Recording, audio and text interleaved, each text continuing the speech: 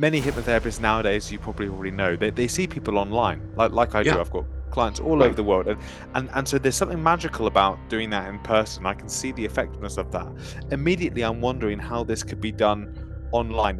Have you been able to replicate that kind of power? You know, being able to give someone a cigarette and being able to have a photo, and that's something that maybe I've been limiting here. It sounds like you could only really do that in person to get the real essence there. But could you Yeah, you replicate that? can't. You can do it online because you can get them to tap into. Tell me about your grandson.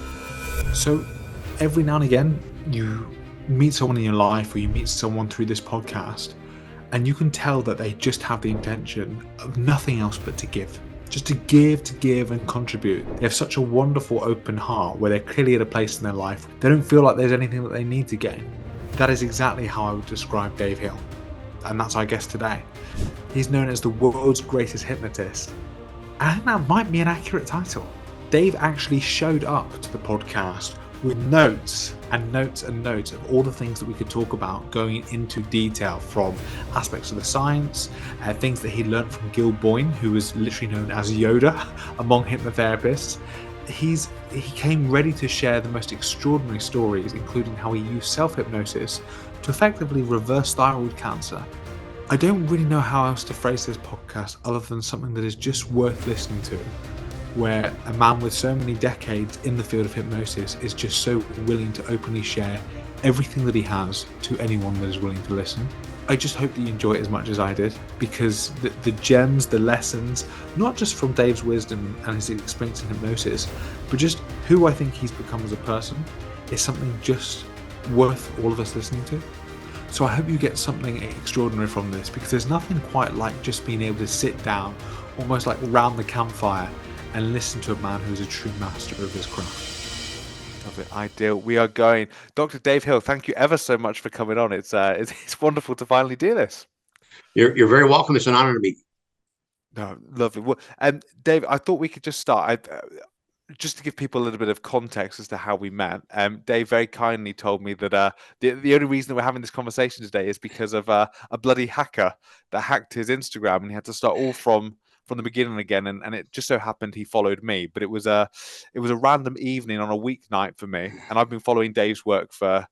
We just established he's been doing this for 4 years longer than I've been alive. So I've been following it for a couple of years, just a fraction of the time he's been doing this.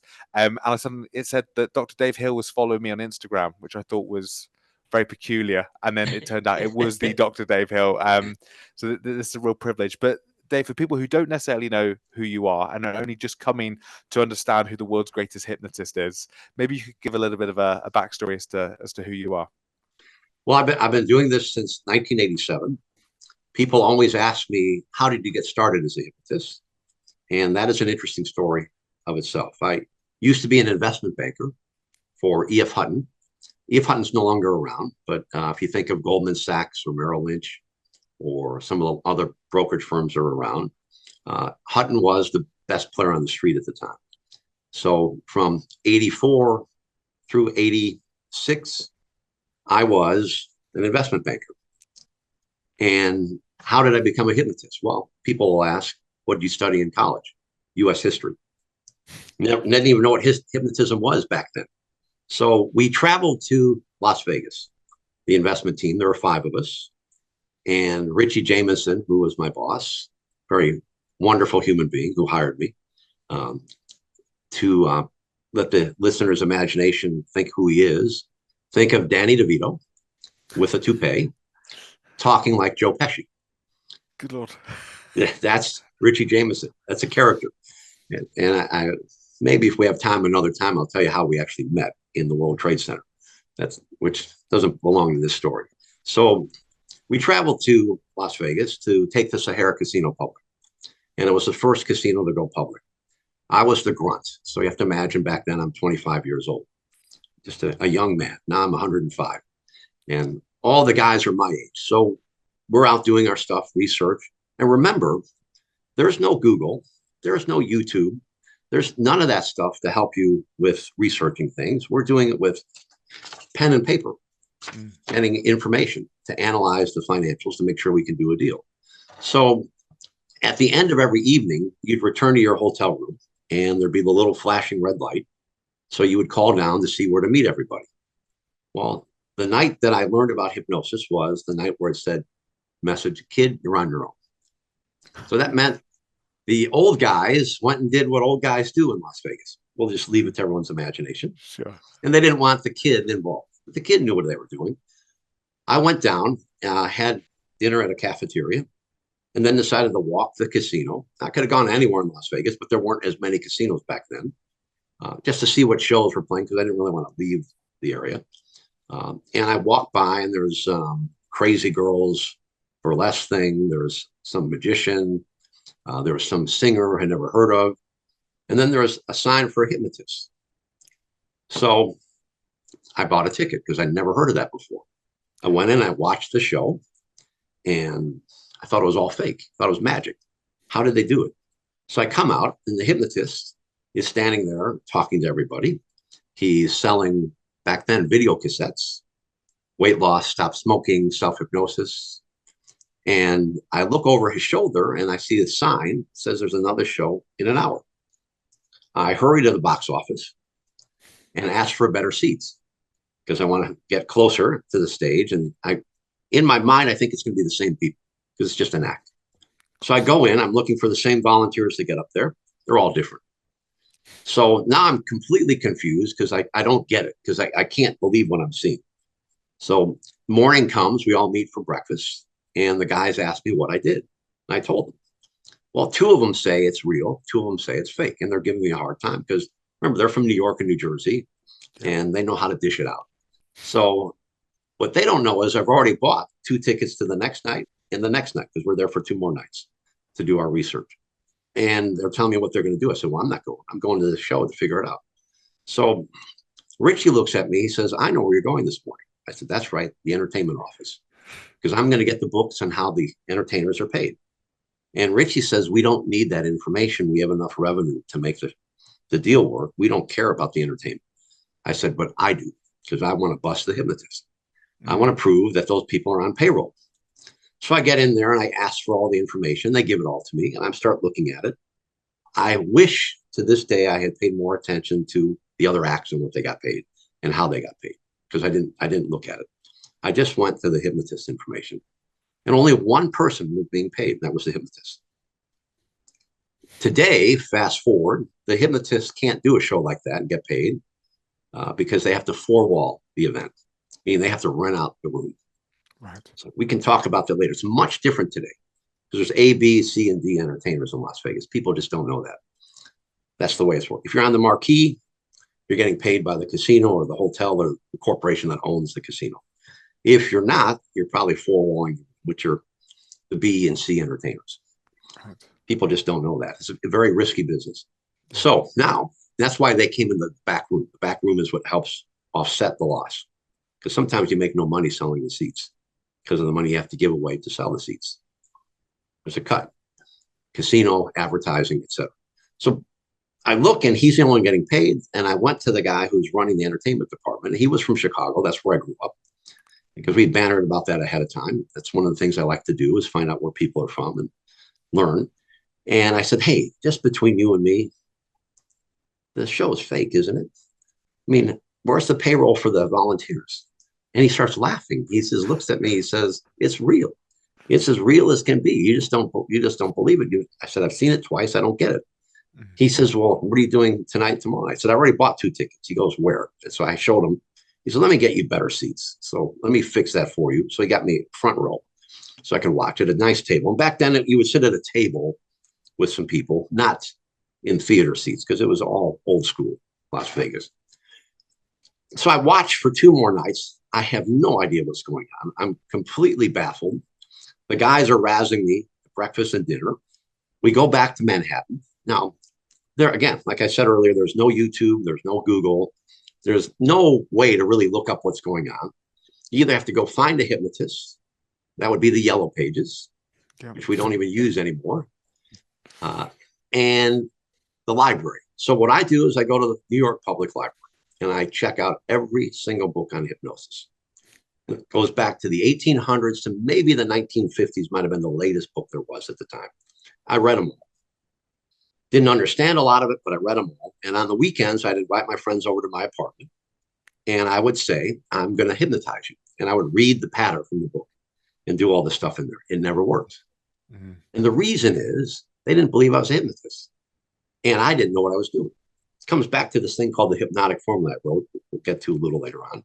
So now I'm still mystified, but there's no hypnotist performing in New York at the time, which seemed to me strange. I couldn't find one. There probably was, but your way of finding them was reading the New York Post, New York Times, looking for ads. You're looking for that because where I lived, it was all Broadway plays. So just not, couldn't find one. Yeah. So, and I didn't think of going to the Yellow Pages to go see an individual hypnotist for therapy because I didn't view hypnotherapy at the time. It was just the show. Didn't even think about hypnotherapy. So we then find out from Richie that he's going to move us all to San Diego. And I said, how can you do that? He says, well, I persuaded E.F. Hutton to move us to San Diego. They're going to buy each of you a house and give it to you. Wow. Crazy. This is why Hutton's no longer around. It's one of the reasons. And they're going to buy me a boat so I can live on my boat in La Jolla, which is what Richie's brilliant man. So we all moved to San Diego. We have this small office. We used to get invaded by people off the street who wanted to open a retail account because this is a big E.F. Hutton. And we had to explain to them we're not a retail brokerage, we investment banking group. So all of a sudden, I'm reading the San Diego Union paper. There's a full-page ad, hypnotic selling techniques. At the very bottom, there's a picture of the gentleman who's teaching it. It's the same man I saw in Las Vegas. His name, Gil Boyne. Yes. Okay, this is how I met Gil. So now we roll into the seminar on a Saturday. Now, the fun part about this seminar was in order to book my ticket, I left the office because we were in an open office at the time, way before people think about that. That's how we worked. So we could all call out what we were doing. And I didn't want them to hear me make the call to buy this ticket because I'd just get razzed again. I didn't want them to know. And I knew that weekend we weren't doing anything. We weren't traveling. We weren't working on some deal. So I had the weekend off. So I went to this lady, Betty Russell, God bless her. She, if people remember Mayberry RFD or the Andy Griffith Show, she looked like Aunt Bee with this beehive hairdo from the 1950s. Sweet lady. I went up to Betty. I said, I need some quarters. Let me give you some dollar bills. I need some quarters. She said, what for? I have to go make a phone call. She said, we have phones here. I said, I have to make a personal phone call. I don't want to do it in front of the guys. She understood. She had no idea what I was up to. I went out and I called on a payphone to book my ticket. I talked to Gil's wife. Didn't know that's who it was. Booked the ticket. We go to the seminar and he's teaching language patterns, which are brilliant. About if you think about hypnosis, people should think rather than hypnosis, maybe persuasion. It's another way to think about what we do. We persuade people to stop smoking and get rid of phobias. So he was teaching language patterns. A lot of them people will think come from NLP, but there's language patterns everywhere. So they were brilliant and I understood it all. But in the middle of this routine he was doing, he would fast hypnotize people rapidly. And I'm just looking at this thing. I saw him do it at the show. I'm seeing him now. There's no way people just collapsing. And I mean, I'm spellbound. This is the only way to put it. So there's probably 300 people there. I wait for them all to leave. And I walk up to him. I said, Mr. Boyne, I would like to learn what you do because I don't think I can do it. And I don't think it's real. And he asked me who I was. And at the time, there was a commercial for E.F. Hutton that said, when E.F. Hutton talks, people listen. So it's a very famous commercial. So whenever we called anybody, people would say, we must listen because you're E.F. Hutton. It was brilliant marketing. So I hand him my card and he looks at it and he smiles, goes, oh, you're E.F. Hutton. I better listen to you. And that's how we met. And I explained to him again, and he said, he looked at me, he says, what's the real reason you want to learn? I said, I just don't think I can do it. I don't think it's real. I have no moral reasons for wanting to learn this to steal from people or anything like that. I just want to learn how this works. That's all. And that's it. So he invited me to go to his office up in Glendale. Now, Glendale is by LA. Now, we had just moved to San Diego. I don't know where Glendale is. Back then, again, no Google, no GPS devices. I have a thing called Thomas Guide Maps for San Diego County, and I'm looking for Glendale. It's not in there because it's not there. I have to go get a paper map. Monday morning, I see Richie. He goes, what do you do over the weekend? I tell him. And he smiles at me. He says, you just won't give up. I said, I never give up. You know that. That's my personality. He says, well, do you know where Glendale is? I said, I have no idea. He says, well, it's up by LA. So here's what we're going to do. We're going to take the boat to Newport Beach. We're going to stay overnight for the weekend. We'll rent a car. We'll go see this guy. If he's the real deal, I'll nudge you on your knee under the desk so that you know it's the real deal. Sign up. If it's not, we'll leave, but we'll have a good time. So I'm going to go with you to protect you. So up we go. We walk into Gil's home, the Hypnotist Institute of Los Angeles, based in Glendale. He takes us to his office, and in the office, there's pictures of all sorts of famous people he's been with, shows he's been on, movies he's helped make. And Richie's looking around, and Gil's very smart because he knows how to persuade. He leaves the room so we can talk because he's a brilliant man. He's the smartest guy I ever met. And Richie turns to me, he says, this guy's the real McCoy. You need to sign up. So let's listen to him. And he came back with a packet, and I started to go up there on weekends when he was available because I couldn't go for a regular training program he would hold during the week. I just didn't have the time. So I would venture up there. And then after a while, he said to me, you could be really good at this. You should really train with me every day. And in order to do that, you'll have to quit your job. I said, okay, let's do it. Wow. He says, what do we do with Richie? I said, we call Richie and he'll be very happy for me. And he was. And that's how I met Gil.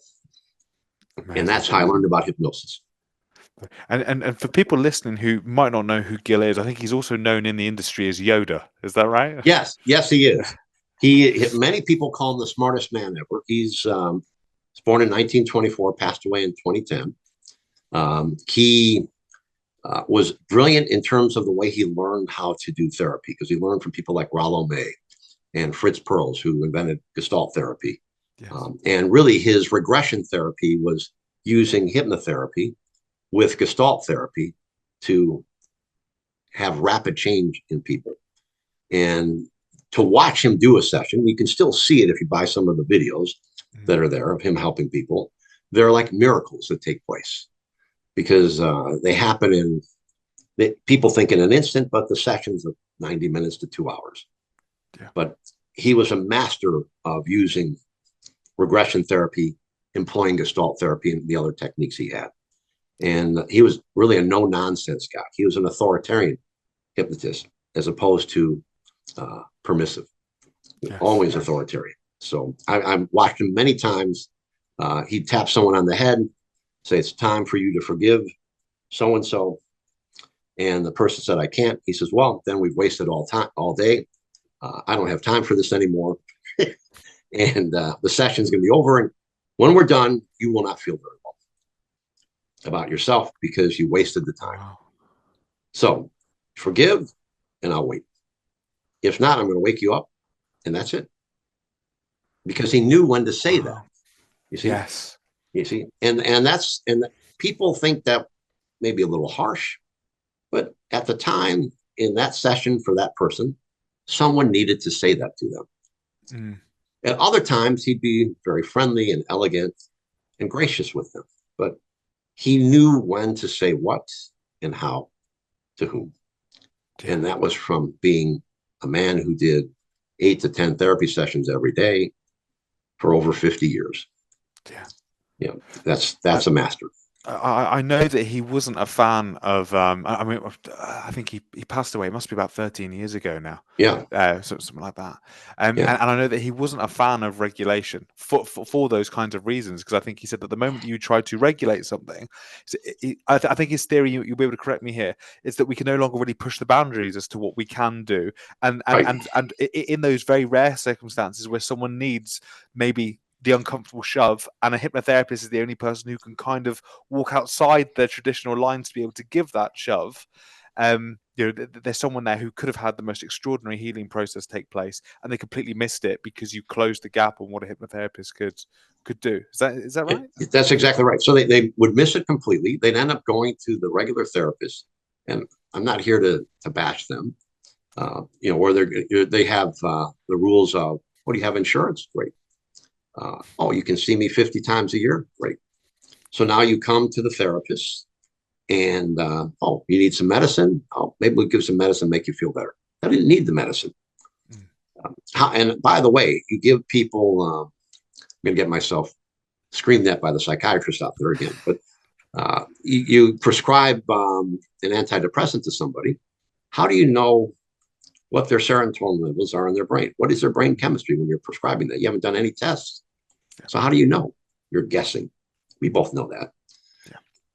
So the thing Gil also emphasized more than anything else is when someone comes in to see you for help, you have to make sure they're ready for change. So conventional therapy versus what we do. Oftentimes we can't bill people through insurance because in the States, they don't accept insurance from hypnotists unless they're licensed physicians or licensed therapists, social workers and things. It's different in every country. So we were cash, credit card. So a little bit different in terms of the regulation. And the incentive to me from what I learned from Gil was someone comes to see you, they don't feel well. Your job is to get them ready for change, number one, and have them leave the office feeling better than when they came out. That's what you're there for. Now, a regular therapist only has 50 minutes because of the way they book things. 50 minutes for the insurance to be billed. That's the way it works. 50 minutes for if you're paying cash, whatever it is. Well, if you come in for 50 minutes, are you ready to be changed? Session doesn't work like that. So Gil taught me, you have a little conversation with them ahead of time about how their day is going, because they may have had a fight with their boss. Maybe they had a problem with their spouse. There was bad traffic getting to the office. Something wasn't going well in their life. So if they came in to stop smoking or for phobia removal or whatever you were working on, they weren't ready for that yet because their mind was still living in the past events of the day or weeks or months of the trauma they've been through in their mind. So you had to get them ready for state change before you did your therapy. Because if you didn't, nothing would work. And as hypnotists, you'll remember when you had your first early sessions, some of them weren't as good as they are today because you've learned, right? So, you think I've just had this master class over the weekend on how people stop smoking. I helped the first person come in. The guy calls me the next day and he's smoking. You're like, what did I do? Well, you were learning. You were learning. So you have to learn from that. So you must get people ready to change. That's number one. Then you have to put all your energy in. So my sessions, I wouldn't book people by the hour. When my wife was alive, God bless her, Tamara died in 2009. She booked all my appointments. We would give 2-hour windows. Most sessions might run 90 minutes. Some sessions might only run 20 minutes because they came in. And then after I talked to them, I would tell them I couldn't help. And we wouldn't charge them because they weren't ready or they needed to see a different type of therapist. And that's the way I worked. So I'd always have a 2-hour block. Also, because after the session's over, you need time for yourself to recuperate from what you just went through because you put a lot of energy into that. Yeah. You gave them everything you had to help them change. And they did all the work. We just guided them through the process. That's the way I always looked at it. I don't take credit for anything. They did the work. If the result was positive, it's because of them.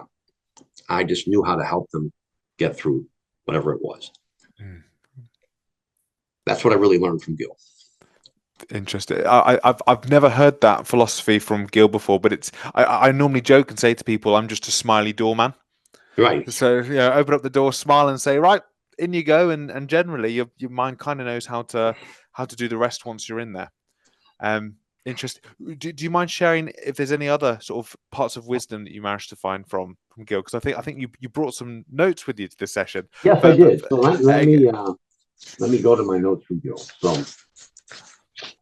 I must say, just to the people listening here, that Dave has to be the most prepped participant in a podcast that I have ever known. So he's made my job so easy today. Before we started, he brought on all these notes and said, I can speak about all these things if you like. And so I just want to put my arms back and just let Dave do his thing.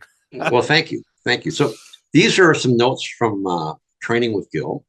So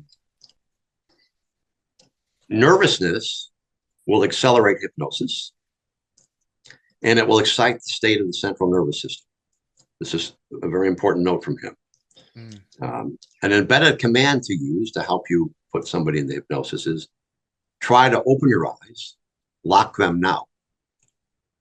Now, notice he's saying afterwards. So it's not the eyeballs rolled up to the top of the head and trying to open your eyes. He's saying, try to open your eyes now, lock them now. See what he's done? It's really a double bind. Forget your name, forget your phone number, forget your address. When you do that, the person's throat will lock up as I drop your hand or arm right now. So notice when I drop your arm or your hand, your throat will lock up. You can't remember your name, can't remember your phone number, you can't remember the number 4, whatever it is. Your throat locks up. So he's tying it to some physical reaction. Okay. Causality. Words are the most powerful drugs known to man. That's a quote he always give, and that was from Rudyard Kipling. Right. The more you try, the more you will now blank, whatever you're trying to do, then nod your head yes, and you'll now be 100% successful. The more you will try to smoke, the more you'll realize you can't smoke. And Dave, are these things that he's literally saying in the first? So I suppose, is this the induction that you're taking us through right now? Because this is part of what he would say, and you have to remember with Gil, it was funny when I was training with him and starting to learn therapy. I would say, "Do you have the script for Stop Smoking?" Because then he would make me do a session with somebody, and he'd look at me and goes, "There's no script. You don't need scripts." He hated scripts. Yeah. You've been watching me. You know what to do. Make it happen. Yes. So that's the way there were no scripts. These are just language patterns he would use. I jotted them down. Always say double your relaxation. He would always say, don't use things like 10 times more relaxed or 100 times more relaxed or 1,000 times more relaxed, because people can't comprehend what that is. They can comprehend doubling the relaxation. So the way that might sound is double your relaxation with every easy, peaceful breath you take. And with every sound you hear now, that relaxes you even more. And now, with every gentle beat of your heart, your relaxation doubles even more. Yeah, beautiful. All right. I love it all, man.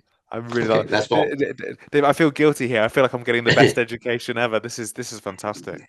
We're here to help people. So the word sleep, when you use it, generates endocrines in the body and a natural state of sleep.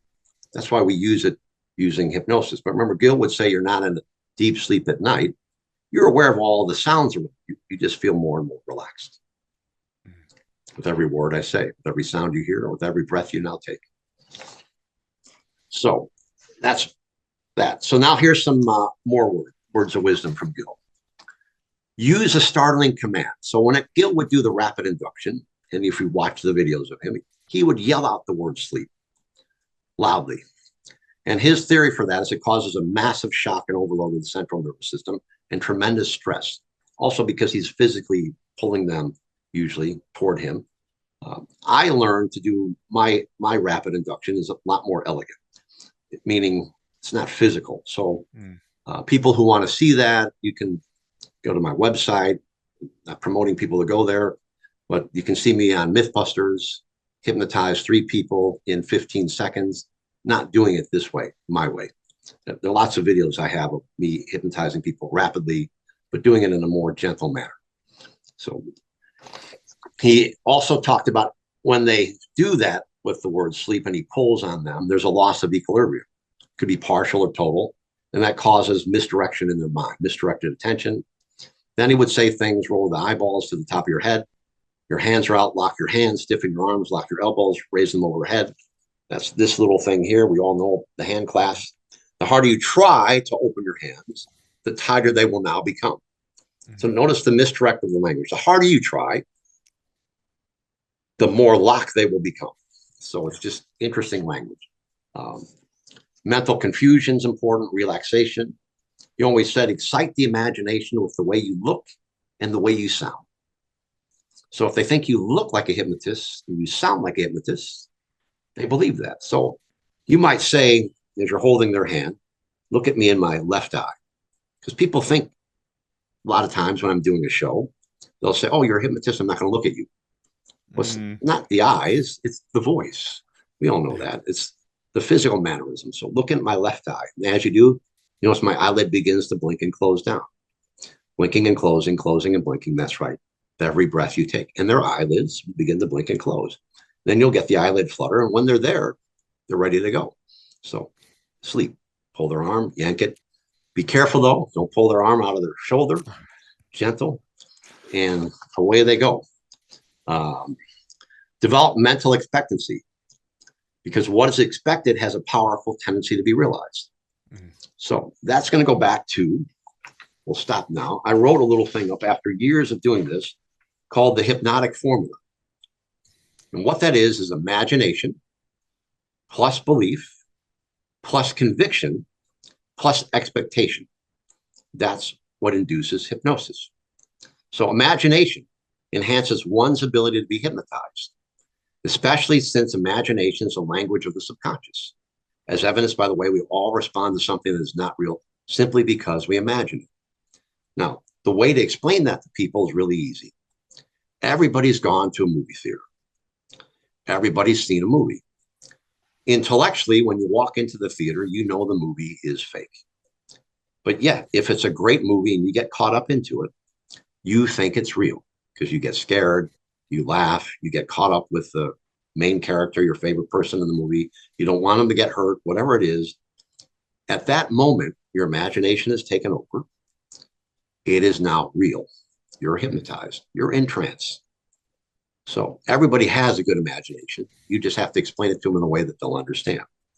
And whatever a person believes will happen will tend to come to pass if their actions have anything to do with it. So they need to believe you're a hypnotist. They need to believe you can help them stop smoking. They need to believe that you can help get rid of their phobia of high places. They need to believe that. If you can't invoke that belief, well, that's on us. Then those who are convinced that you can hypnotize them will most likely expect to be hypnotized. So some people think they need to do that by putting all these fancy things up on the walls of their office. Well, that's there for a reason. You can get whatever certificate you want, you can buy and put up there and say you've done this and that. What's better is, I've found, I had a bulletin. And I would ask people, because today's the age of social media, you wouldn't do this today, but I would ask people to write me a thank you note. If this works for you today, write me a little thank you note that you've stopped smoking. Just write me or a letter. And with your permission, when you send it to me, I'd like to put it up on the bulletin board, like you see all these others up here. Yeah. That's the best thing because it's in different people's handwriting from different people about different topics. There is your social proof. Now, today we would use video and play video for all these people saying these things. But back then we didn't have that. So that's what I would use. You could still use it today because it's very easy to point out to people. Look at all these people I've helped. And then there are little hypnotic suggestion tricks you can use in the office. So in my office, I had 2 chairs and a small chair for me to sit in. My chair was like a little banquet style chair. And I had a basic desk that didn't even have any drawers in it and a little filing cabinet. My wife had the bigger office outside. The 2 chairs, one was cloth, one was leather. Now, the reason we got the 2 chairs was because of my wife. My wife told me that the women that I would see would prefer to sit in a cloth chair. The men, leather. Now, I never thought of that. But you have to listen to people. So when they would come in, I would ask them to sit in a chair. I'm going to tell you, 90% of the time, the men sat in the leather, while the women sat in the cloth. Now, one of the best things you can say as a hypnotist, whatever reason they're there, say they're coming in to stop smoking, is they sit down in either chair. You'll say, that was a good choice. And they'll say, really? Yeah. The last person who sat there stopped smoking. Brilliant. See what we're doing? Yes. Layering suggestion from the beginning. So we continue here. He had a note here. He said, make videotapes of therapy. This is way back. This is from 2005. and of you helping someone stop smoking or phobia remote, and post, not the videotapes, because you couldn't really do it at the time, but post them on Craigslist, back when Craigslist was a great place to post for stuff like that, because it was free. A healing environment shows divine love. It's one of my favorite quotes from Gil. It helps them understand that they are unique. All human beings resist change because we're comfortable with what we know.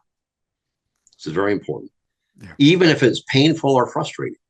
That's why people ask, why does the lady stay in that abusive relationship?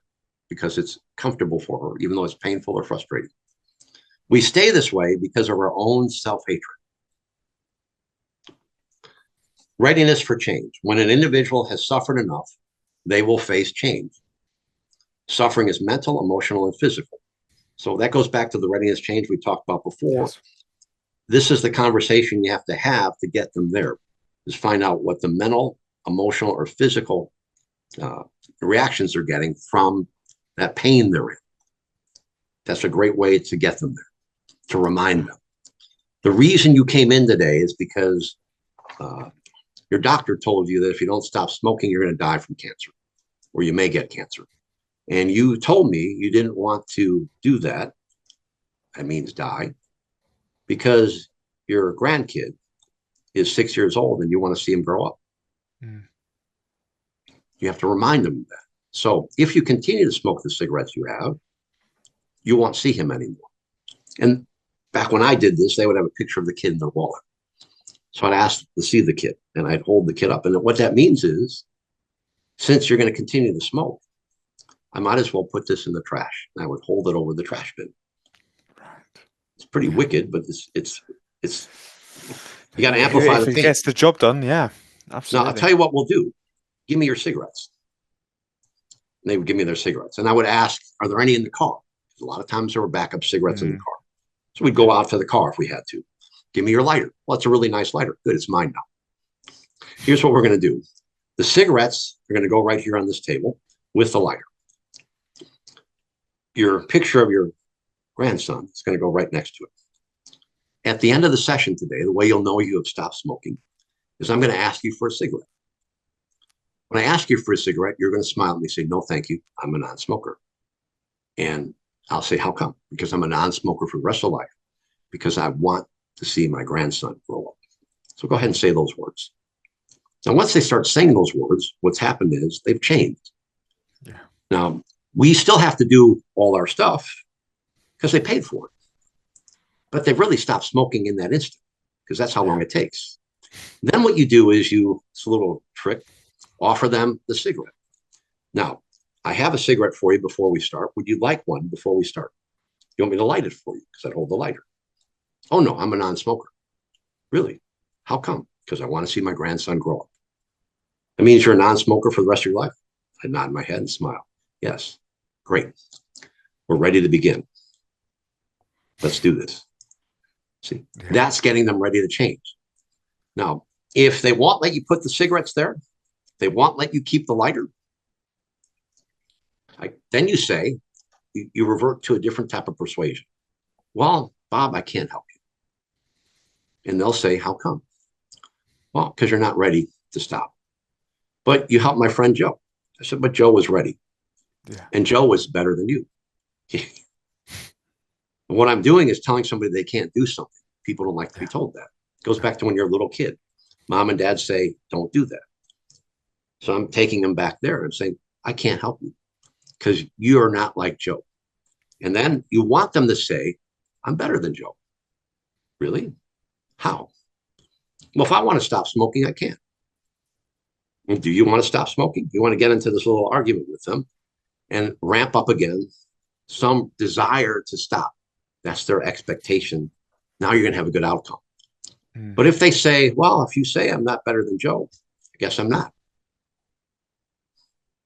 And then you can hit them with, if you want to, I guess every time you want to do something, you just don't do it to be successful because you don't think you're better than anybody else. When did that happen? How does that feel? I'm going to give them one more chance because they're in the chair, they're in the office, they've earned their seat because they came in. So if I can persuade them out of whatever they're in to come back, will help them. But if we can't get anywhere else, thanks for coming in. When you're ready to stop, come see me. There's no charge. And that's the best referral you can get when you leave. You don't want anyone leaving your office saying it didn't work. Oh, that's really good, Dave. Okay, so we've got multiple outs there. The first thing that's coming into my head, Dave, is that many hypnotherapists nowadays, you probably already know, they see people online, like I do. I've got clients all over the world, and so there's something magical about doing that in person. I can see the effectiveness of that.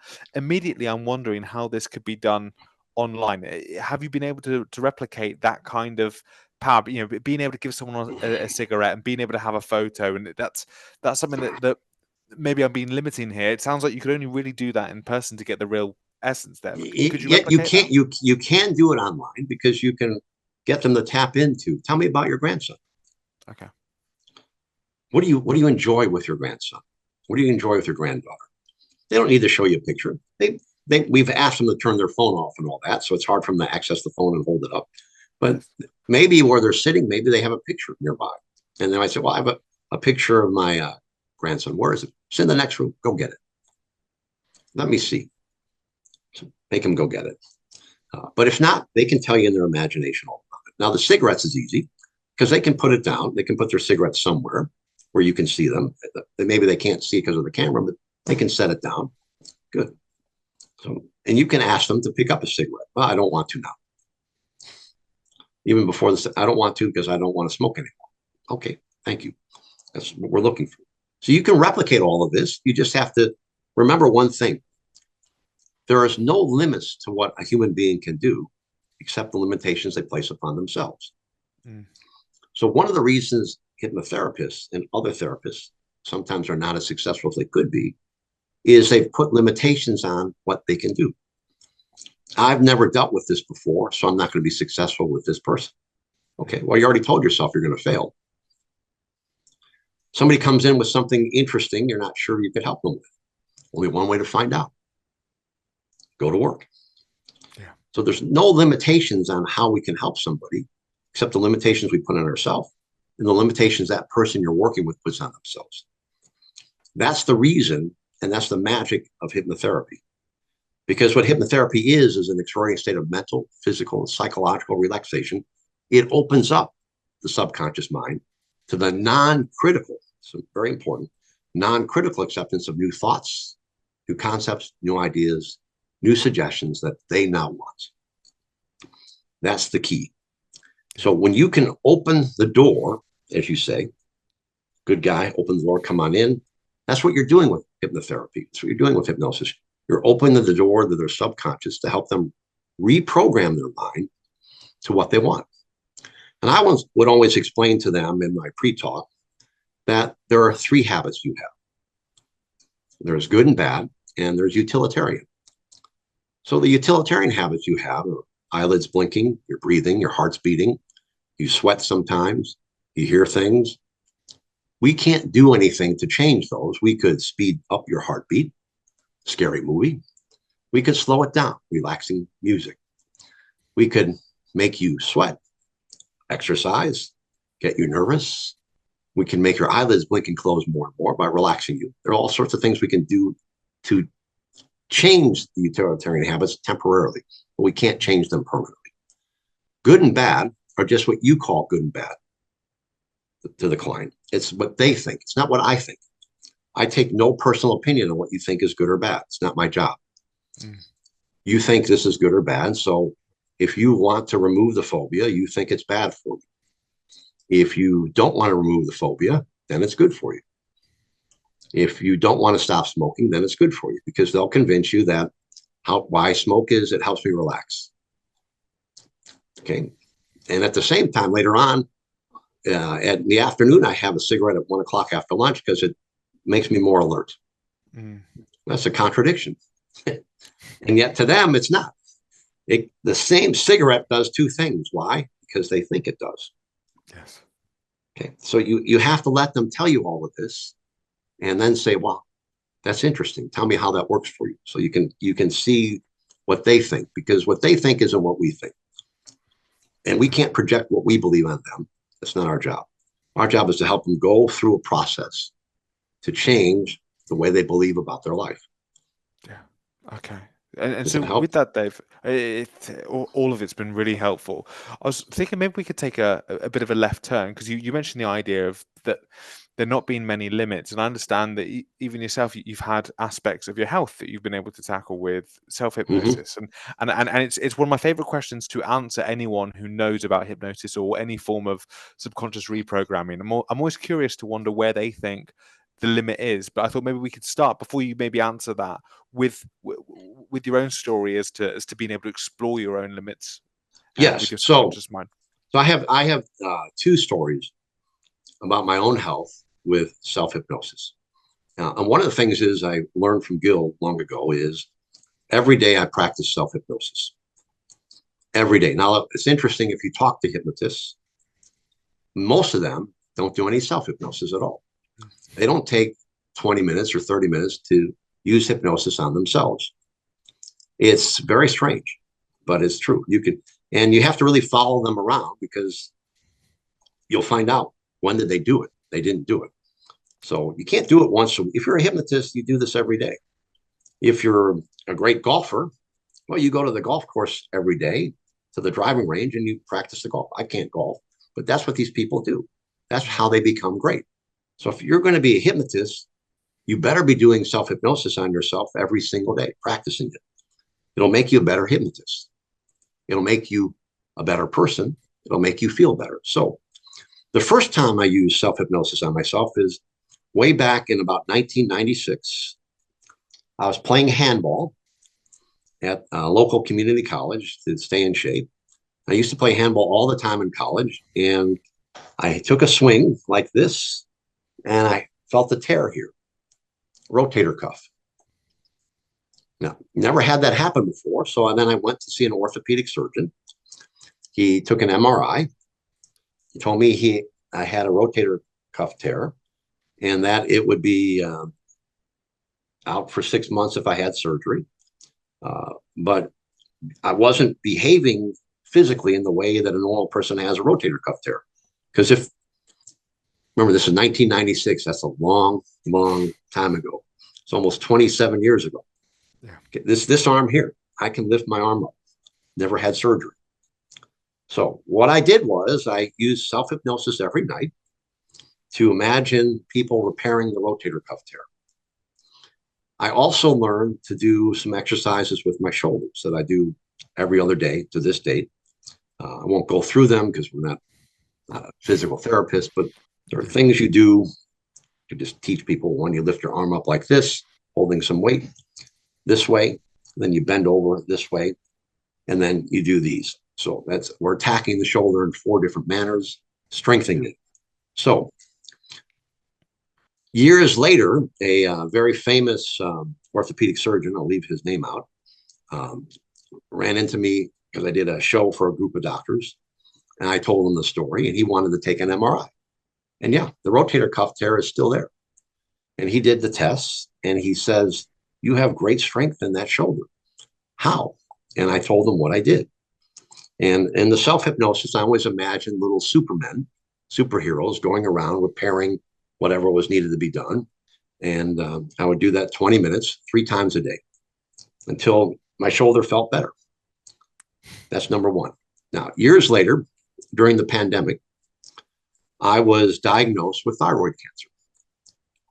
Now, it seemed to be impossible because I didn't have any of the symptoms. I could go read about them. You get the symptoms from the doctors. There was one marker in my thyroid that was off, and they were convinced that I was going to die in 6 months. Still here. Wow. So I went to work again using self-hypnosis, imagining supermen, superheroes going around, Captain America, Iron Man, Superman, Batman, all the people knocking out the cancer. Well, and I went to 2 different doctors, just so people know. I went to one hospital, and then I went to a different hospital brand in the States to see 2 different people. The blood tests were the same, so we knew it wasn't the lab. No. And they were talking about doing surgery and all sorts of therapy. Well, it went away. 4 months later, I went and got the blood tests, and it was gone. They didn't understand. Now, recently, in July of this year, I was diagnosed again with thyroid cancer. I'm sorry. And I had to go through, this time, chemotherapy and some other protocols. And I went through that until around October, and it's gone. So how I beat it was not easy, but again, every day I use self-hypnosis to imagine the cancer being beat.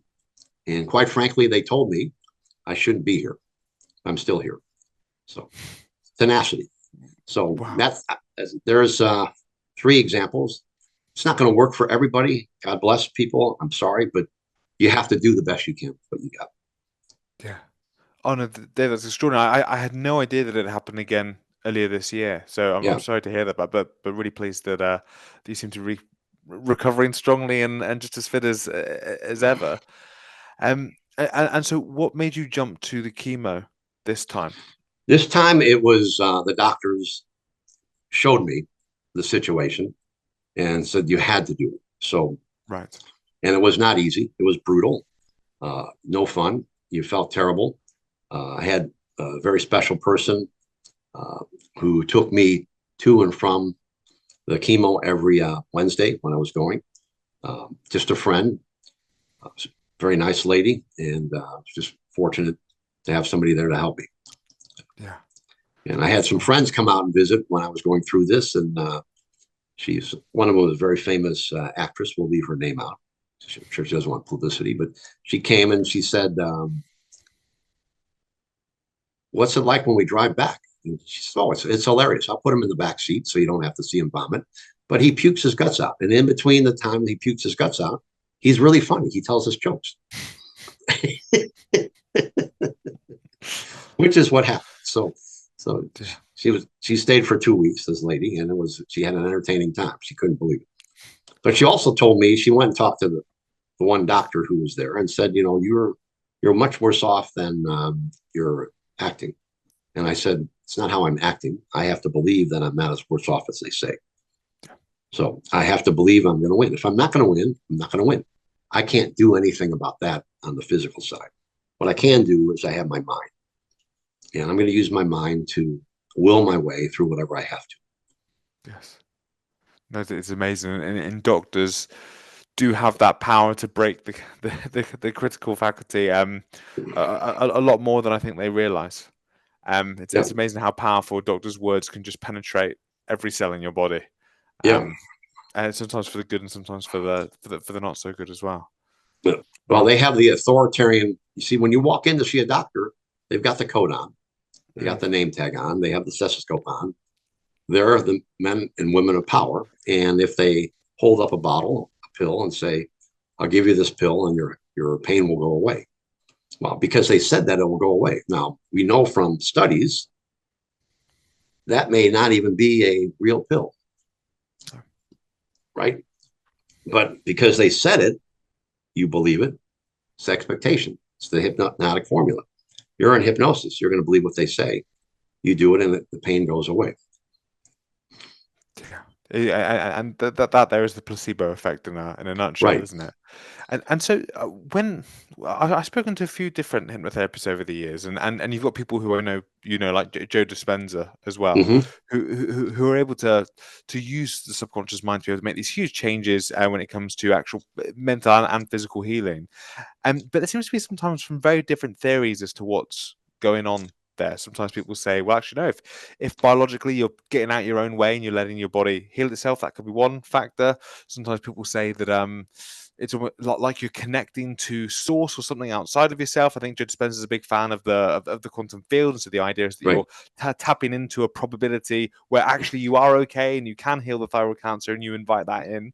I wouldn't pretend to know that I have a clue as to what's actually going on. All I really care about at this point is if it works or not. But I didn't know if you had any theories as to what the hell is going on. See, I don't think we know. I think what we need to know is the real simple thing is what someone believes to be true is true for them and no one else. So if we can tap into their belief and not tamper with it. We can use their belief of what's happening to heal them. And that's what we have to do. We can't, I would liken it to the time I did a regression one time. And I took someone back and they had asthma, had no idea whether this was going to help them or not. But I said, I will help you, and you will only pay me if the asthma actually goes away. And I had a medical referral from a doctor. It's the only way I would work with a person like that. Yeah. And when we went back, we did regression therapy. Didn't tell her, never tell anyone you're going to do regression therapy. So a warning from Gil, because you'll shoot yourself in the foot. You can't tell them that's what you're going to do. So when we were going back to her asthma attacks, to the very first one she had, we went way back, and I said to her, where are you? Are you inside or outside? I'm inside. Are you alone or with somebody? Oh, I'm with people. Give me a report. What are you doing? Well, I'm in a theater. I'm watching a play. Okay. Is it daytime or nighttime? It's afternoon. What's going on? Well, the theater curtains are on fire, and there's a stampede to get out of the theater.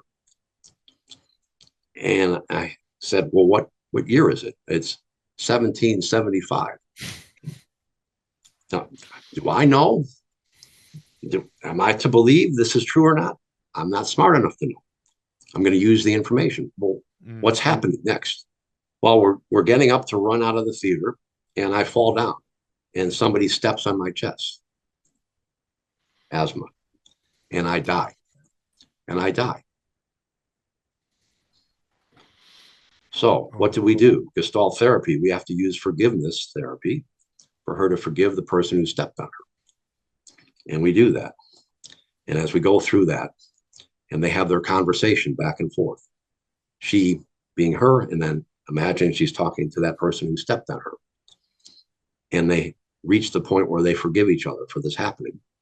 And then we bring her back and do a little inner child therapy, where I would always, at the end, have them imagine they can see themselves when they were born, and they look at the little baby, and they hold them up to their heart and let them know that they're always with them, and they'll always be safe because they'll always be there for them. So I always would end the Gastal therapy.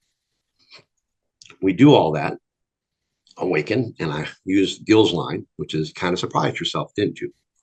And she did. And so I said, let me know how things go. She leaves. 30 days later, I get a report from the doctor who calls me on the phone and says, what did you do to my patient? Now, right then, that's like, oh, I'm in trouble. Well, we did a therapy session to help her with the asthma, as we said we would do. Well, what did you do exactly? I said, I can't go into the details because that's just what we do here. Why are you asking? Well, the asthma is gone. She's not taking any of her medications. Well, I told her not to stop. She said she hasn't needed them. The inhaler is gone. I want to know what you did. I said, well, we could meet for lunch and I can explain to you what I did, but we need her permission. And we did meet for lunch, and he was mystified. And he said, can you do this with everybody? I said, no, you can't do this with everybody. Unfortunately, if we could, we'd have asthma clinics around the corner, right? Just like we would have using the swish pattern and the visual squash that Bandler invented years ago, we would have phobia removal clinics all around the world, right? People standing outside lineups to get in. They're not there because it doesn't work all the time. It just doesn't work all the time. We're not 100%. It will work in certain instances. So I don't know what goes on. I would just simply say it's the mysteries of the mind. Use the information to help your person heal themselves. Let other people who will devote their lives to investigating universal consciousness and all that other stuff, let them, the smarter people in the world, let them do that. Take the information we can get, use it to help heal people. That's what we're here for. Yes. Okay. I feel like that's a very diplomatic way of hiding your own sneaky suspicions there as to what might be happening, Dave. Well, are you willing to share share your own personal perspective as to what you think might be happening? I think people are visualizing in their mind what they need to visualize to heal themselves. Yes. I think that's all there is. If we believe in the other, good for us. But unfortunately, we can go interview people on the street and we know what the outcomes will be.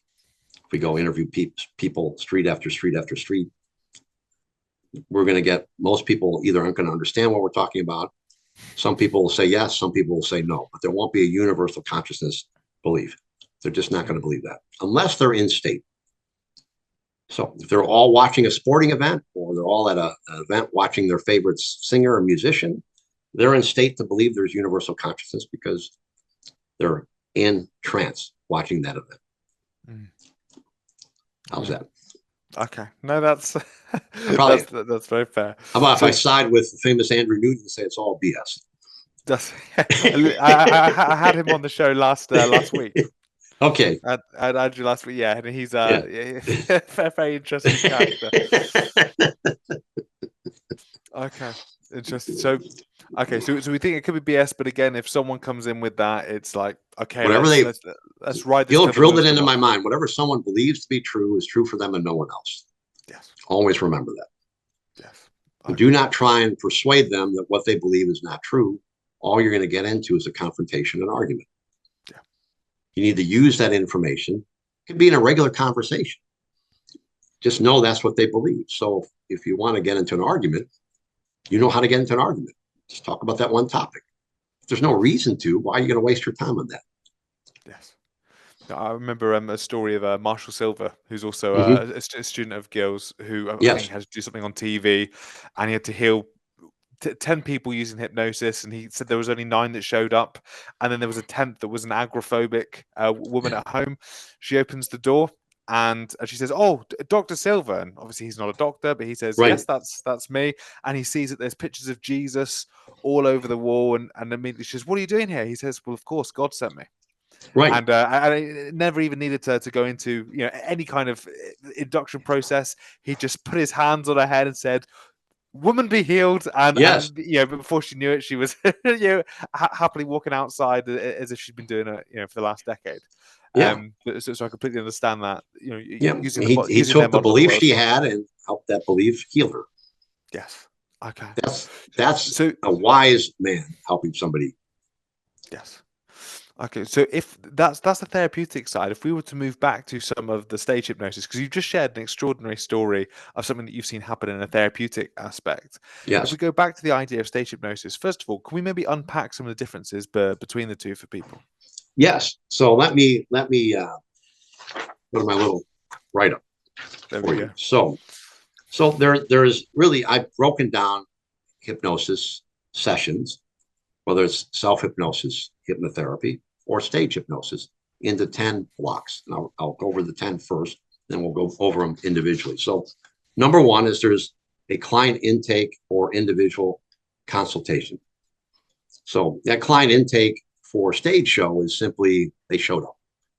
They're there to see the show, and some people are going to want to volunteer.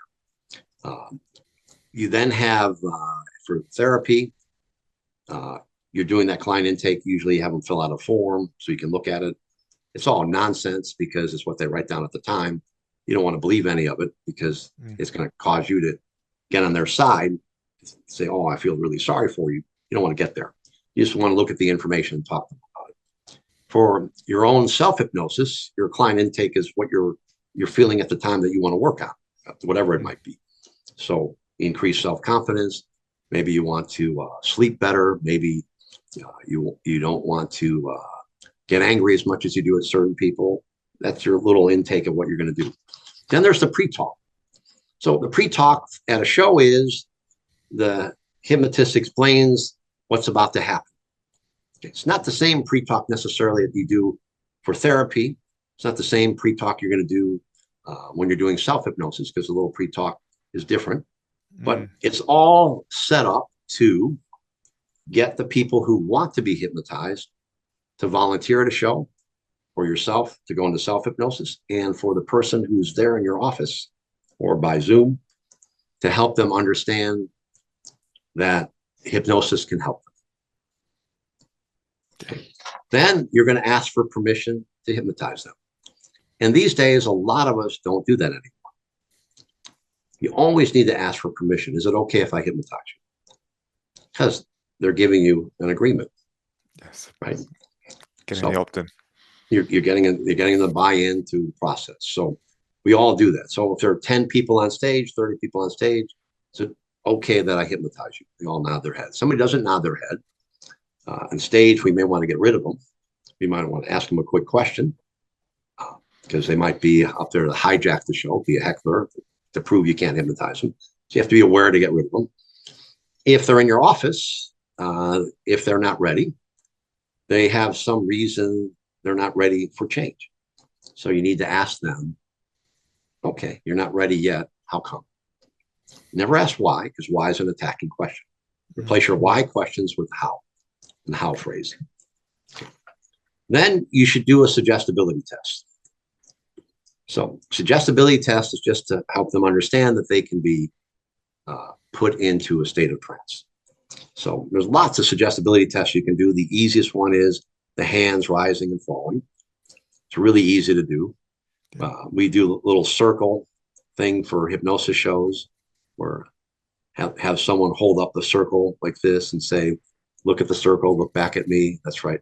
Look at the circle, look back at me now. Just want you to do this as I do here. I want you to place this circle right here on your chin. And all the time, 90% of people place the circle here on their cheek. Some will realize what you said. They'll slide their hand down here. Some will already have it here. Some will be paralyzed. They won't know what to do. So you can explain physical suggestion, verbal suggestion. And those who didn't know what to do with the circle, you need therapy. So there's suggestibility tests. You want to do that so they can understand that they can go into trance. Now, if you worked with them before, you don't need to do that. You can bypass that because you've been there before. I had a very good friend who I trained as a stage hypnotist. He came out one year to go to 5 different shows I was doing all week and to see therapy in the office. And I got permission from the client so he could sit there. I remember the first one we were in my office. The person came in. We were talking. His name was Dan. And Dan just went right into trance. And Terry, my friend, looked at me and said, what happened? And later, I'll tell you later. So he left. He says, you didn't do an induction. I said, yes, I did. I talked to him. It doesn't matter what I say. It's how you say it and what happens. So, and then he saw later on, I said, I'll tell you what I'll do for the next person that comes in, and we'll do something special just for you, Terry. There is a white pages phone book on my desk there. Tear a page out. He said, well, then you won't have it. I said, I don't use it. Just tear the page out. And he said, what is that? I said, that'll be my induction. So when it's time, I'm going to read the names and phone numbers and the addresses in a hypnotic way, and it will put this person who's coming in next into trance. And he says, there's no way that can happen. I said, well, you're going to be sitting right next to them. You watch. And so that's what we did. So next, there's the induction. So how you induce hypnosis. Now, if you're doing hypnotherapy, doesn't really apply if you're doing self-hypnosis because we understand ourselves what an induction is. But if you're training someone into self-hypnosis, you shouldn't use the word induction because no one knows what it means. No. Okay, I'm now going to do the world's fastest hypnotic induction. I'm talking to my client. I'm talking to the stage, people out in the audience. What the hell is he talking about? No. In a moment, what I'm going to do is relax you quickly, fast. In a moment, I'm going to teach you how to go into self-hypnosis. In a moment, I'm going to help you relax and open your subconscious mind so that you'll accept the suggestions we're going to give you in a moment to remove the need to smoke a cigarette when you get up in the morning, the need to smoke that cigarette in the afternoon to wake you up, the need to smoke that cigarette when you're driving home, going to work, the need to have that cigarette after a cup of coffee. That's what we're going to do. We're going to teach you how to relax because people don't know what the induction means. You have to change your vocabulary so that everybody understands. Now, once they're in trance, you deepen them. Now, there's a whole convoluted world of what state they're in. Who knows? The state they need to be in is where they're relaxed to accept the suggestion. So it doesn't mean they're an alpha, beta, theta, delta, quantum healing state, whatever you want to call it. in a state of trance where they're going to accept the suggestion.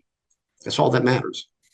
Let someone else be smart enough to figure out what they're going to call that level. You don't need to know that. You just need to know they're ready to take your suggestion. So especially if you're in hypnotherapy, if you're doing a show, it's the same thing. You need to know they're ready. So you have to deepen them. And then they're going to give them suggestions. So at a show, we give a suggestion. In a moment, you're going to become Britney Spears. When the music plays, you'll be singing, "Oops, I Did It Again."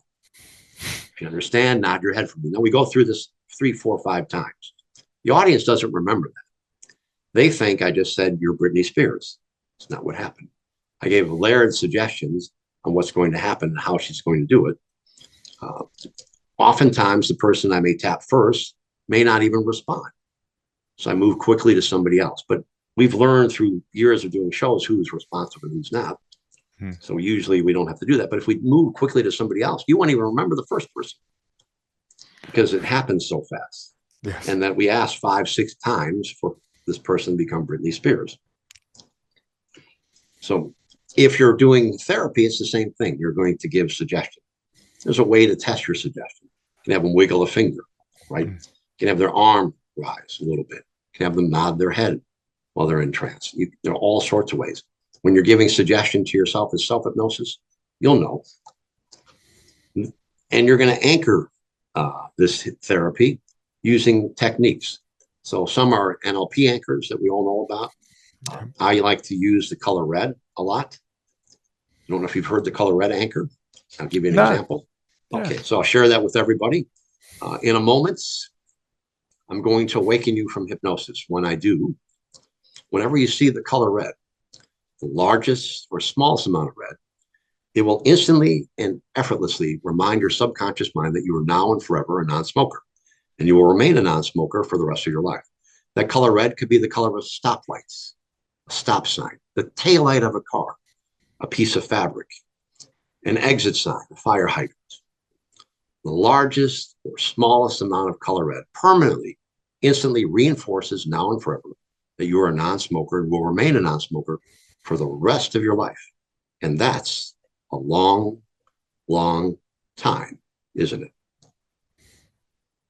1, 2, 3, open your eyes. Welcome back. Now, I'll make sure I have red in the office. I'm doing a show. I might use red to alert them to dance with a broom, and then put on the Tom Jones song, "She's a Lady." And every time he hears "She's a Lady," the broom becomes the most beautiful woman in the world. And it's very funny. But you point to the color red, and they'll look at it, and they'll say, "How do you feel?" And they'll smile. Now, the brilliant thing about red is when they're driving home from your office, or they're walking on the street, or wherever they're going, if they took the train to come see you, they're going to see red everywhere. Yes. Especially if they're driving, taillight of a car, red, red, red, red, red. Stoplights, red, stop signs. They're going to see red everywhere. Wow. All day long, they're bombarded with the color red. It's going to reinforce them that they have changed, whatever the desired behavior is. It's a brilliant anchor, the color red. Okay. So I hope people can use that who are watching this. Help you be more successful. It's terrific. I mean, obviously, there's the classic, finger and thumb. I've personally done when I'm teaching self-hypnosis.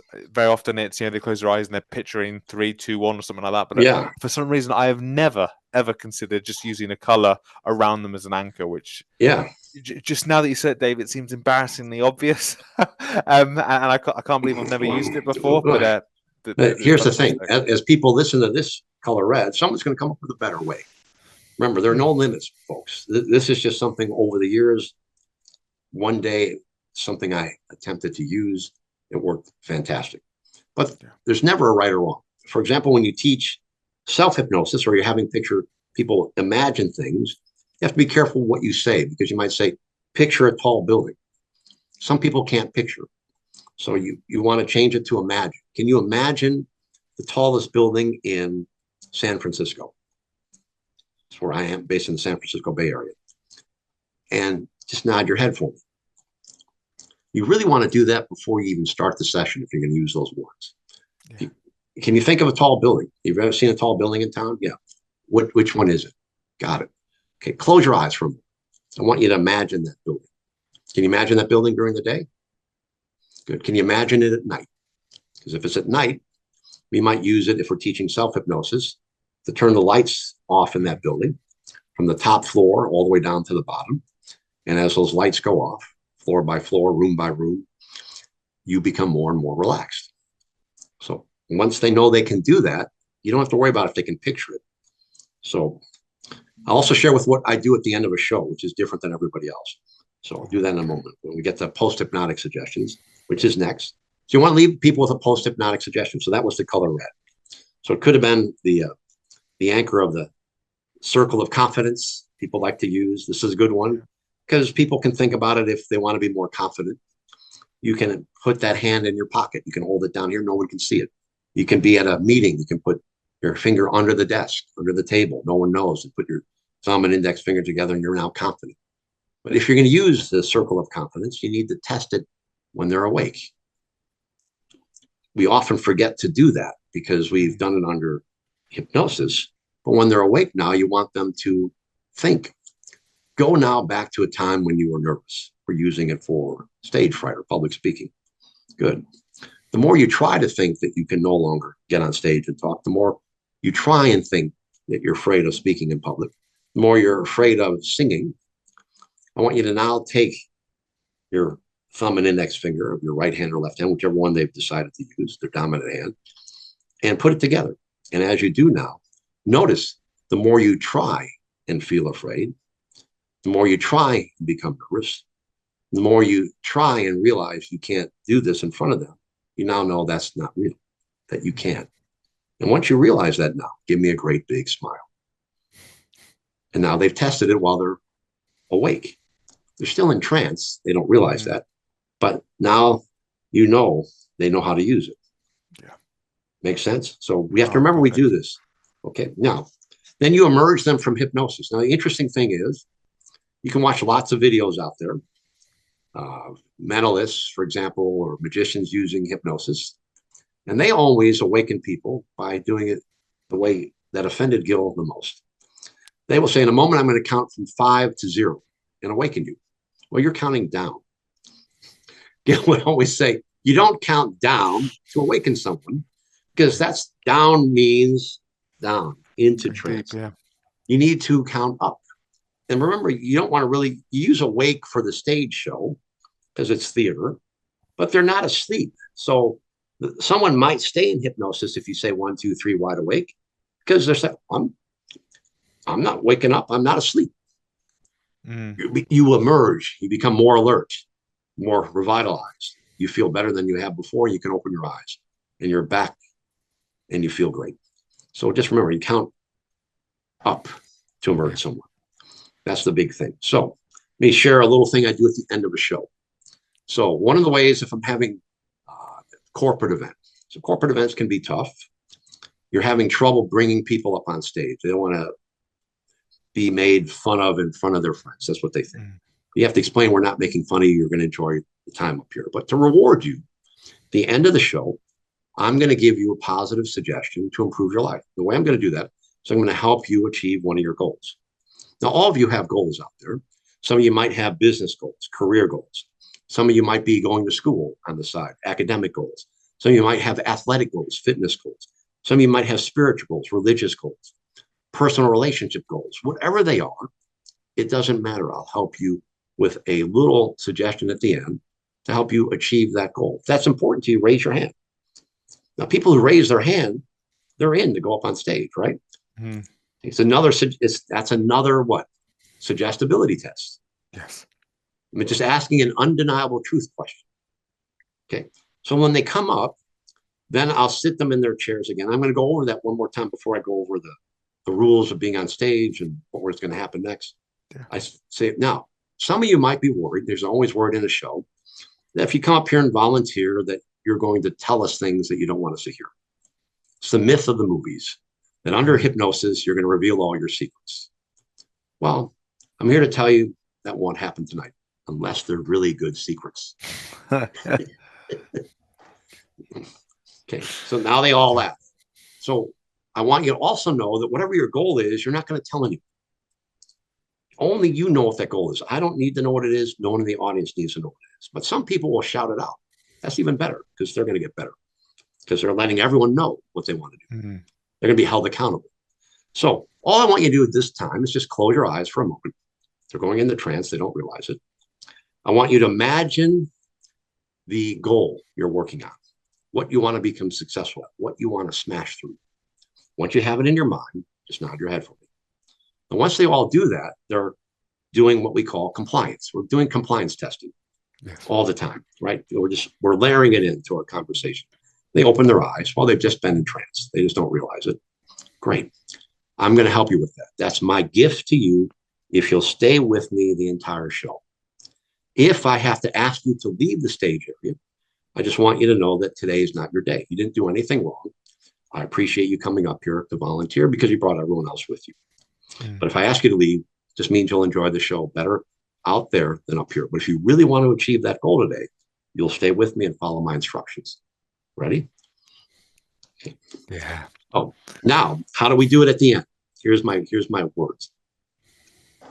I want you to focus on that goal you want to achieve now. In a moment, I'm going to count from 5 down to 1. So I count from 5 down to 1. I'm going to give you some wisdom to help you achieve that goal. 5. I want you to remember that knowledge, education, information is the key. The more you have of it about the specific goal you're working on, the more likely you are to apply the specific techniques you've learned from that information to help you get further and further along to achieve your goal. 4, you need to remember that you need to do activities every day, small activities broken down to achieve that goal. You have to do them every single day. A lot of people call these disciplines. People don't like the word discipline. So let's break it down into small action steps. Imagine yourself now doing the small activities you must do every day. You have to do it every single day so that you can become successful. 3, I want you to now think of what you also have to have, which is a plan, a guide, a map, a course direction to get you to that goal. And realize that as you move toward that goal, oftentimes you're going to have to change your plan. It's okay to change your plan. You have new information. The more new information you get as you're learning how to get toward your goal, you may realize you need to change the way you're progressing to it. It's okay. You don't have to stay rigid toward that plan. Change it so you can get there. 2, realize that on the way to that goal, you're going to fail often. We call it failing forward fast. Denzel Washington likes to say, fall down 7, get up 8. Failing forward fast is okay. And now 1, all those obstacles and barriers to your success are now gone. I want you to now imagine in your mind a wonderful movie beginning to play. It's a movie of you right now having achieved that goal. The images get brighter and the favorite music's playing. Your favorite people are with you. They're cheering you because you're now achieving something very important to you. And as you realize that happening, I want you to sit up in your chairs and give me a great big smile. And they do. That's right. You're awesome, wonderful, powerful human beings. You're worthy now of all the good things life has to offer. You're totally loved. You can achieve anything you want in life as long as you have a plan, the courage to follow your plan, and you do everything in a moral and ethical way. All these wonderful suggestions permanently merge now with your powerful subconscious mind, always to remain to be recalled with each and every peaceful, easy breath you now take. That's right. And now 1, 2, 3, awaken. So that's what we do at the end of a show. That's what I give my people. Yeah. Oh, Dave, that's good. That's very good. I'm very glad I've got this recorded, you know. Well, these are just things that I do. So one day I was struggling one time to bring people up because that's part of the deal. So I said, let's bribe them with what I can do better than anybody. Let's offer them state change right now. And we got a clamoring of people. So yeah. Oh, that's Dave. Thank you so much for sharing that. That's and I think my clients are going to be thanking you as well. Yeah. I'm very conscious of time, Dave. What I was hoping to do before we wrapped up, there's a few things. Sure. One, talk about the books that are based on you, Mhm. Another one, again, I am conscious of your time, is Sure. I want to hear some of the aspects of the work that you did with the CIA. And also a little bit about the aspects of memory and that you did on Mythbusters. Sure. So, because I'm conscious of time, which of those, if we had to pick two of those three, which ones would you want to address? We'll do the books and Mythbusters, because Fantastic. Mythbusters people can go watch, and I Yes. can tell the background story. We'll end with that. I'll talk about the books because it won't take that long. Yeah. So long ago, I had a student of mine and a friend, Joe Frizzetti. He trained as a hypnotist, went to all the classes I had. Dave, just because of the background, there we go. If you put there the we book go. in front See, of you, I can there we go. see This it. is called, it's called Master or Servant. Meaning, who's the master, your mind or everything else? Or are you a servant to your mind? Master or Servant, Secrets of the Wisdom Cafe. Lessons learned at the Wisdom Cafe. And then he wrote volume 2, Master or Servants, Recapture, what does he call it? Recapture the Power Within. And then he wrote the volume 3, Master or Servant, Awaken to Life's Purpose. And there he goes to a Buddhist monastery, something that you're familiar with. Now, these books, I'm not pointing them out for people to buy them. I don't make any money. You can get them in Kindle if you want to. What they're wonderful, if you're a hypnotist or want to know about hypnosis, is he tells the story of how hypnosis works for people in this fictional novel. Now, in the novel, I'll read you a little prepared statement of what these novels are about. There's a character called Dr. Jefferson Paul. He's a world-renowned master hypnotist. He spent a significant portion of his life studying the intricate workings of the human mind. He's an expert in the field and trains budding hypnotists in his academy. Now, Dr. Jefferson Paul is me. The character is based upon me. Joe has a wonderful thing he wrote at the beginning of his book, a little preface. It says, dedication. This story is dedicated to my good friend, Dr. Dave Hill. You are truly a master. So there's your little tip of who that is. Yes. He then he calls my academy was called school was the Rules of the Mind, but he turned it into Lessons of the Mind Institute. That's the thing there. And then he has a character, David Christian, who's the average guy who stumbled through his career moves and drug abuses, only to find himself in a position many often do, unsatisfied and wondering what his true life purpose is. When the two meet in an unlikely situation, they form a friendship that will have life-changing consequences for each. Now, David Christian is a composite character of all the people I met, and a lot of things that happened or what happened to Joe himself. And so the secret to life achievement is delivered in a manner never seen or read. In an age when the gurus of life are often on a crusade to change the world, Dr. Jefferson Paul demonstrates this with the ease that every individual has, the capacity to change their life and vault to new heights in the moment they make a simple choice. Far beyond the reach of today's technology and system built into each of us that precludes the possibility of failure if followed in a methodical order. And he's going through what we call the rules of the mind. Can this one man shed light on all humanity and impact change as never seen before? Probably so, if all humanity is willing to learn how to utilize the gift which we hold inside. Master or Servant will not only entertain you, lay out the breadcrumbs for you to take the same path that David Christian took, but few others are willing to take. And that's the key. Not everyone's willing to do what it takes to change. They don't have the passion, the belief, the desire. To meet life head on, make the most of your own potential you hold inside, and to live life on your terms and your terms only.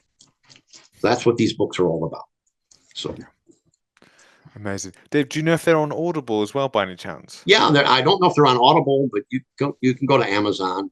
Yeah. You can type in Joe's name, and you'll see. I think they may be. I don't know. I don't sell them. I just tell the story that someone was kind enough to write these books and honor me by making me the hypnotist in his books. Yes. And people ask, will it ever be turned into a movie?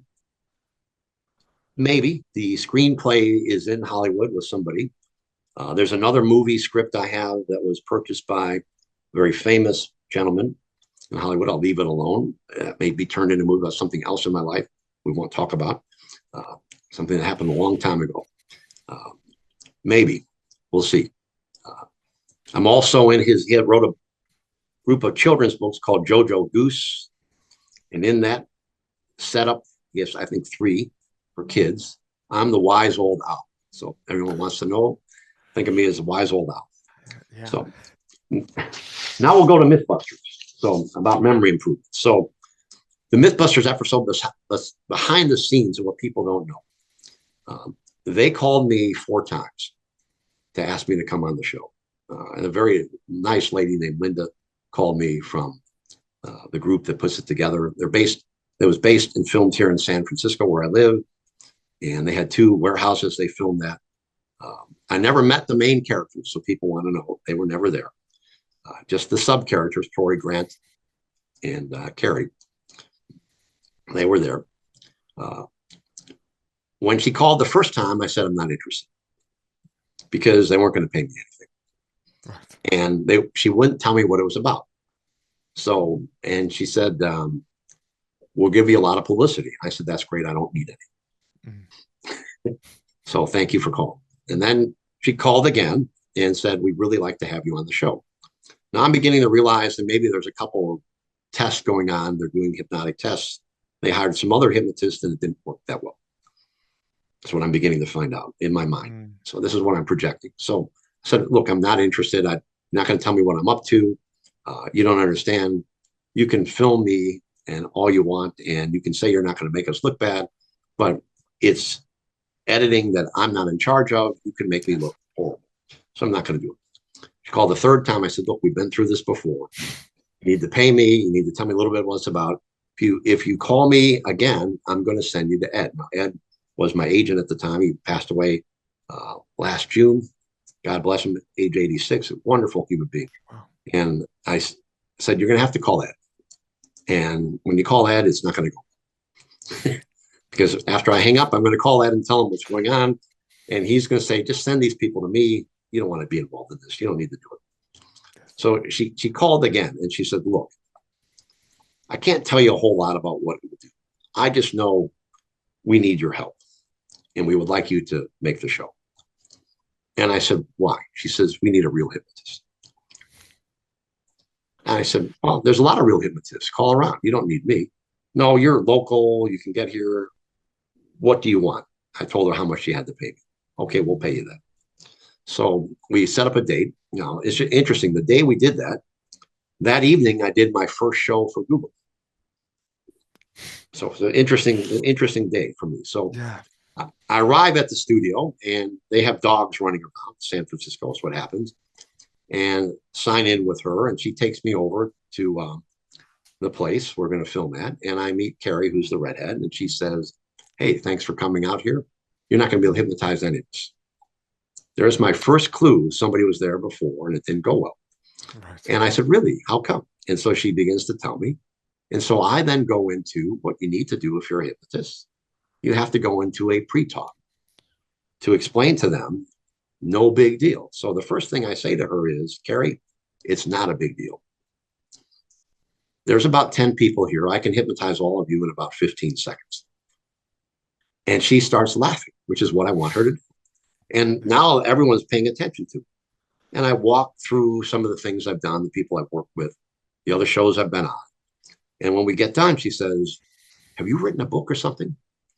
Because you know a whole lot about this. I said, well, maybe I should. But I'm sure I can hypnotize you and everyone else here if you'll just allow me to do it. Will you? And she says, sure. So now they finally explain to me what's going to happen. Now they have a list of 58 questions they're going to hand me. It's in an envelope. And I'm to ask them those questions to see if their answers to those questions are better than the answers they gave the day before. Mm-hmm. What had happened was there was a scene staged where some actors came in to deliver a box of things. And they didn't know, Carrie, Tori, and Grant didn't know that this was a stage scene. They thought it was a real setup. And they didn't know they were going to be testing on what they could remember. The interesting thing when you watch it is you'll see Grant, God bless him, passed away about a year ago from a brain aneurysm. Wonderful guy. I never got to meet these people personally. He was blindfolded in the vomit chair, is what they used to call it, spinning around. Yeah.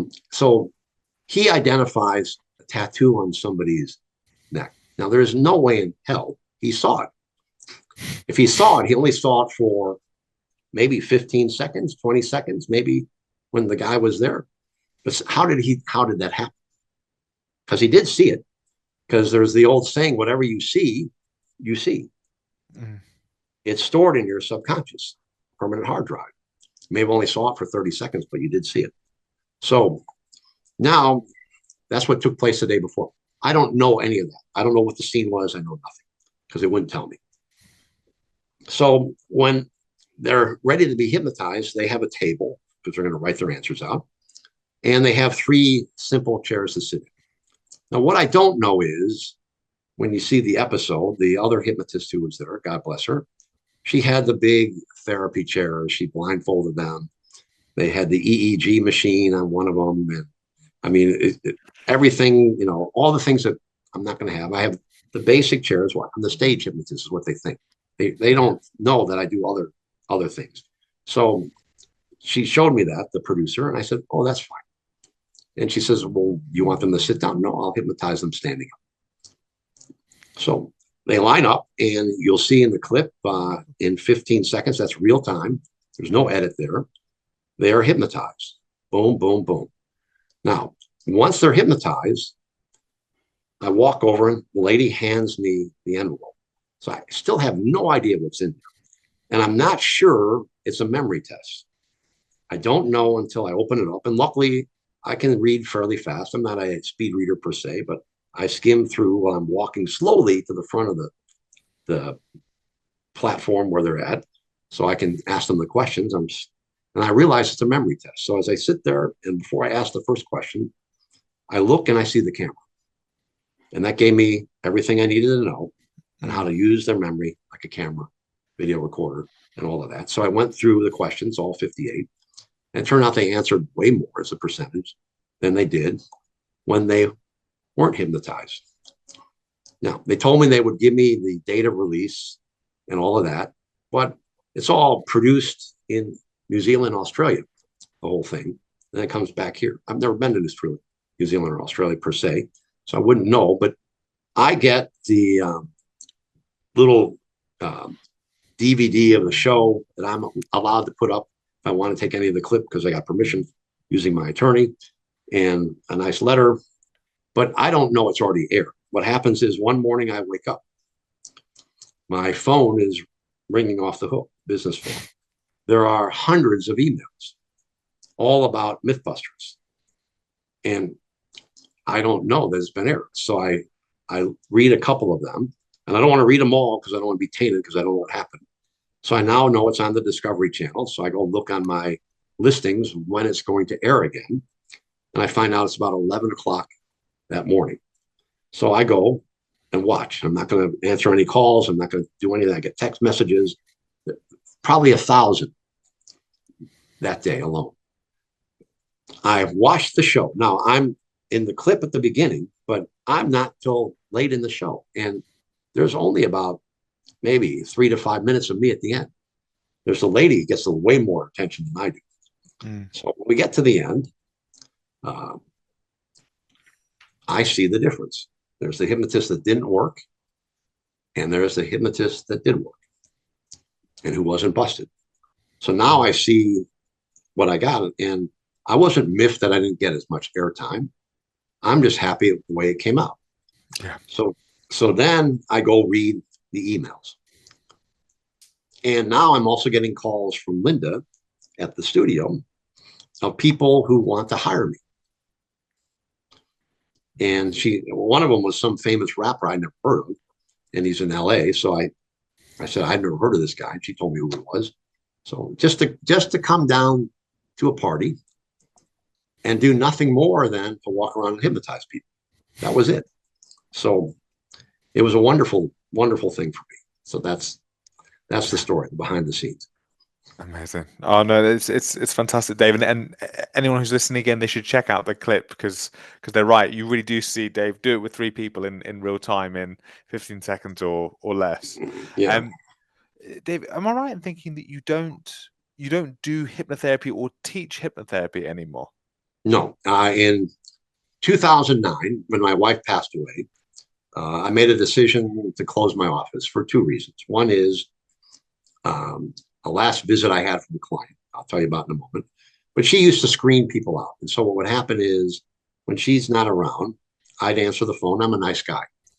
So although I might be an authoritarian hypnotist and could be tough in certain sessions with people, somebody has a problem, I'm going to listen to them. I've lost somebody, so I'm weakened as a person in terms of I want to give back.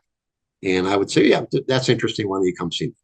Now, I know I can't really help them because I've made my decision, which I shouldn't, but they need to go talk to a therapist or somebody. It's not something that we can't do. As hypnotists, we can't do everything. You have to realize that. There are certain things, some therapy works for some people some of the time. And you have to realize that the things that you're not capable of doing, maybe you're not skilled enough, it's not what you should do, they need other type of help, you need to send them to those people. Maybe you can't refer them, but you can tell them how to access that care, because that's the best thing you can do as a human being. And I have something to end that will share that thought. So I stopped then.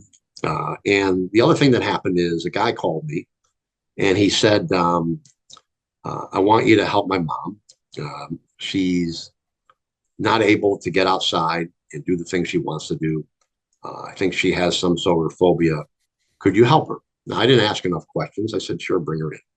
So when I get to the office, it's 9 o'clock in the morning, he wheels in his mom in a wheelchair. And I already know what's coming because I would get this all the time after some shows. He sits down. We have to move one of the chairs out of the way so she can be there. I have him sit in the other chair, and I'm in my small chair, and I look at him and I said, thanks for bringing your mom in. Let me talk to your mom. And I would call her mom. So, Mom, what's the reason you're here today? Well, my son says you can help me walk again. Right. And so it's heaviness. You get this. And so you ask, what's happened? Well, I'm paralyzed from the waist down. Okay. And what's the reason you think I can help you? Well, my son says you can help anybody. He's seen you do all these things. And I said, well, God bless your son for doing that, but let me help you out. So I got up and I walked behind both of their seats. And I said, I want you to look at the empty chair now. The man you're looking for is Jesus. He's not here today. Mom, I hate to disappoint you. I'm sorry your son took all this trouble to take you here. I cannot help you. He can, but he's not present. I wish you the best and a wonderful life. Let's help you back out to the car. And as we walk out, I pulled the son aside. I said, really? This is what you want to do to your mom? I'm sorry you believe that I can do anything, but I can't. I'm just a human being. And if I could heal people and make them walk again, there'd be a line out my door a mile long. You couldn't even get an appointment. And I'm sorry you have that misconception. Please apologize to your mom. I'm going to go apologize now for wasting her time and her hope. And she gave me a hug because she understood I was telling the truth. And then they were only there for maybe 10 minutes. So I come back in and the landlord of the office building, who was a snoop, those type, she'd snoop. She'd always snoop on, especially with what I was doing. She says, man, you were really, really good. I said, what do you mean by that? That only took you 10 minutes. Dave. And that's what she said. So I smiled. I said, that session was so great that I'm going to retire. So I'm going to close my office. Let me know what I owe you for rent. And I'm going to take I have some pictures on the wall. I didn't have these fancy diplomas and all that. I had some pictures of some friends of mine, famous people I knew over the years, Charles Bronson, namely, who I helped stop smoking. That's another great story. Some very good friends of mine that people would recognize. There were pictures of me with them. And I said, all the furniture in there, you can have, you can sell, you can do whatever you want. I just have a few things I need to take out, some books I have in there, and that's it. And I got to disconnect the phone, but let me know. She just looked at me like I was crazy. But that's when I made my decision to stop. And I stopped training people and all of that. When I used to train people, it was 5 to 10 people at a time. I never did these sessions where we had 100 people. I wanted to give people individual attention. So from that point on, all I did was my show. And once in a while, I will help some businesses with their salespeople. And I have a program of hypnotic selling techniques that I still will do for some people. Some people who are stage hypnotists who may want to improve their show, well, they can contact me and they can hire me to talk to me, and I can give them some advice to help their show. Some people haven't done a show before, same thing. But that's all I focus on now. I let the younger people, the people with enthusiasm like yourself, who really want to go out there and help the world, I'm going to let you folks do that. And I'll pass on whatever I can to help you folks do that. But that part of my life is over. Okay. Well, it's been such a pleasure having you on today. You're welcome. Where can people find out more about you? Okay, so they can go to my website, which is drdavehill.com, which is drdavehill.com, or worldsgreatesthypnotist.com. Goes all to the same place. They also can go to davehillenterprises.com. All of it meets there. That's where they can find me. At the very bottom are the social medias if they want to connect that way. There's a place where they can hit contact. They can send me a note. If they want to book a show, there's a little link there for that. But I want to leave everyone with some very important ones, especially for this profession. So too often we underestimate the power of a touch, a smile, a kind word, a listening ear, an honest compliment, or just the smallest act of caring, all of which have the potential to turn a life around. Dave, that is a fantastic note to end it on. Thank you ever so much for today. You're welcome.